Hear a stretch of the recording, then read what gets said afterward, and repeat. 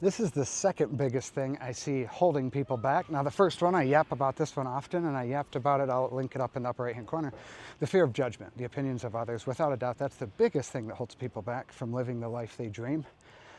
But the second one is imposter syndrome. And I'm gonna, in a couple of minutes, I'm gonna share a 9-word sentence that I read years ago that radically shifted my mindset around imposter syndrome. But I want you to know you're not alone with imposter syndrome. I've done a lot of research, and when I say research, I mean I did the Googling. You know, Tom Hanks, Meryl Streep, Serena Williams, Charles Schultz, who's the CEO of Starbucks, Lady Gaga, Ryan Reynolds, those are the ones off the top of my head. They have all openly talked about their struggles with imposter syndrome and still struggle with imposter syndrome. And those people are, you know, maybe not the best of what they do, but they're up there. They're the upper echelon people. They're uber successful, and they still struggle with it. There's a quote from Meryl Streep when she won Best Actress back in I don't know, early 2000s. And she was accepting the Oscar or whatever, and she said, I feel like I'm such a fraud. Why the hell are you voting for me? You know, so it just goes to show you're not the only one. And they say 70% of society struggles with imposter syndrome. So you're not alone. And there's a lot of ways to look at it. And I bought a course back in 2020. It was on email marketing. I don't remember who I bought the course from. I don't remember much of what was in the course, to be honest with you. I remember one slide from this course. And again, this was a course on email marketing. And I remember this slide, and he flashed it up on the screen with a quote by the name of Sean D'Souza, who I had heard of a little bit. And the quote was on how to deal with imposter syndrome. And Sean D'Souza says, just act like a third grader teaching a second grader. That's it. Meaning, you're just one step ahead you're teaching the person that's one step behind you, 5 steps behind you, 10 steps behind you. You're not teaching the person way ahead of you. They're not learning from you.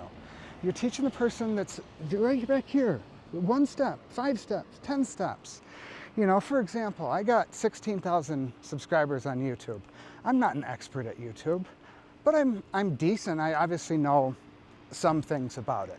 And I could teach what I do and what I've learned over the years, what works, what doesn't work for me. Now, Mr. Beast probably isn't going to follow my YouTube videos. He doesn't need to learn from somebody that has 16,000 subscribers. And somebody that has 100,000 plus subscribers probably isn't going to watch my channel either. Not to say they couldn't learn something, they probably could. But and that's not who my content is for if I was teaching YouTube growth strategies. The content, if I was teaching YouTube growth strategies, would be the people with 500 subscribers, the people with 1,000, the people with 3,000, the people with 5,000, the people with 0 subscribers. That's who I'm teaching, these people. And when I say behind me, I don't mean that in a negative way. It's just I started before them, or I have more experience. You know, so again, I'm not the best of the best at YouTube, but could I teach YouTube? I absolutely could, 100%. I could teach YouTube, because I've done it, and I have the results to show for it. Another example, I jumped on Threads last May 30th, and I just answered questions, hundreds and hundreds and hundreds of questions, by tapping into my experience of over a decade in the digital marketer, online entrepreneurship world. And I just helped and I served, and I call it a serve first mentality. And that's all I did is help. I didn't pitch anything, I didn't try to sell anything. I just helped, answered questions. Within about 3 weeks of doing that, you know, and I was starting to grow on an account. I had 0 followers when I started, just like everybody, by the way. And people were asking me how I was growing on Threads so fast. Now, mind you, I'm 3 weeks into Threads. I'm not an expert at Threads. You know, at the time I had probably 150, 200 followers, and people were asking how I was growing so fast. Again, I was on the platform for about 2-3 weeks. You know, so I wasn't an expert. Now, I was leveraging my expertise around entrepreneurship, and I've been publishing content on social media for the last decade. And that played a factor. I'm not just saying, sure, I was brand new to Threads, but there was other skills that I leveraged of mine that I've learned over the years. Also, I got involved in Money Twitter back in 2017, 2018, when Money Twitter was first starting. And Twitter and Threads are very similar. And I used a lot of what I learned way back then, you know, 6, 7, 8 years ago, and I used it on Threads, and it worked out very well. So I took my past skill sets and applied it on Threads. Another example, I started running ads November 26th of last year. By mid-December, I had people asking me for a course, a training, a PDF on ads. I wasn't the best ads teacher, but I was doing it and I was documenting my journey. I was sharing the wins, I was sharing the losses, I was sharing what I was doing, I was sharing screenshots of ads. Some of them worked, most of them did not, and I let people know. And I was just documenting my journey with it. I was literally just a couple weeks ahead of them. That was it. And they wanted to learn from me. I wasn't an expert, I wasn't the best at it. I'm nowhere near the best at running ads. And still not after 7 months, and I'll never be one of the best at it. And I have no desire to be one of the best at it, to be honest with you, not at this time at least. But people were still wanting to learn from me. And I almost find it as an advantage if you're starting out whatever you're doing and you're not years ahead of somebody. For example, is Tom Brady going to be the best person to teach me how to throw a spiral? He's been doing it for 40 years, He probably forgets what it's like if I'd never touched a football. I'd probably rather learn from the high school senior that's pretty damn good, but he can be more, he can relate to me because he's like, oh, I used to do that, I know that might not be the best example. That's what I had off the top of my head.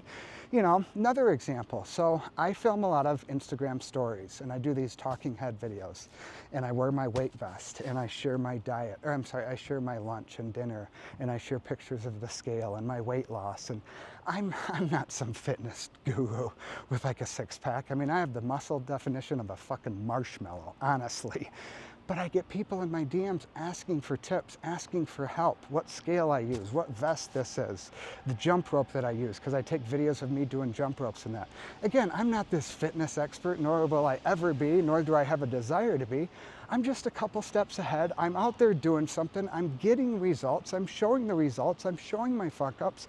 I admit when I eat pizza or ice cream or Reese's peanut butter cups or 5 glasses of eggnog back in the wintertime, I admit those fuck ups, but people want to learn from me. So let that be a lesson. There's 3 examples right there where I wasn't an expert or the best of the best, not even close to it, but I was out there doing things. I was out there trying things. I was sharing my wins. I was sharing my losses. I was sharing my mistakes made. I was sharing my lessons learned, and I'm doing that the same thing right now with YouTube. I've never done this talking head one take video with 0 edits.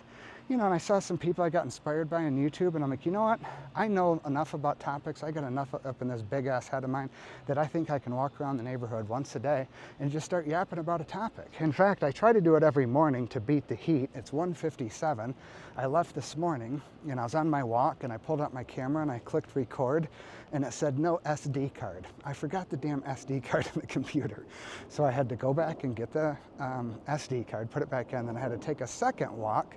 And as I'm walking, I bump into the kids up at the park. It's 1:30 in the afternoon. They were kicking the soccer ball around and I was like, oh, let me play. So we played some soccer together. They had the football, so then we played some football together. Maybe I'll flash a couple of pictures on the screen. So we played a little bit of that together, so got a little distracted by that. But that's another one of the benefits of kind of doing what I do, this creator. I can play with the kids in the daytime while it's summer. We eat lunch every single day together. All 4 of us eat lunch every day together. We eat dinner every day together. And I didn't realize that eating lunch this morning until, this afternoon. I'm like, no shit, dude, this is pretty special. The 4 of us get to eat lunch together too. Not just dinner, but lunch together. My partner, she works from home. She works for her aunt, so she's able to work from the computer. So we're pretty blessed. I know I kind of went off on a bit of a tangent. I had no intention of that. But anyways, with the imposter syndrome, you don't have to be the best of the best. There will always be somebody bigger, better, faster, stronger. That's okay. You're not teaching those people. You're teaching the people back here. The people that you're just a couple steps ahead. You can relate more to them. You can be more empathetic with them because you used to be in their shoes not that long ago. Maybe it was a couple weeks ago. Maybe it was a couple months ago. Maybe it was a year or 2 ago. It really wasn't that long ago. So that's how I look at imposter syndrome. Remember the quote from Sean D'Souza. Act as a 3rd grader teaching a 2nd grader. What that means in my words is you just have to be 1 step ahead of the person you're teaching. There's always going to be someone bigger, better, faster, stronger, and that's totally okay because that's not who you're teaching. Anyways, if you want to learn how to earn money selling PDFs, drop a comment, or if you have comments, questions, concerns, drop a comment down below about selling PDFs. I'll do my best to answer it. Also, I do these videos every single day, Monday through Friday, so make sure you click that subscribe button if these raw real ramble style content videos where I just do one take, no edits or your style, click that subscribe button. Thank you.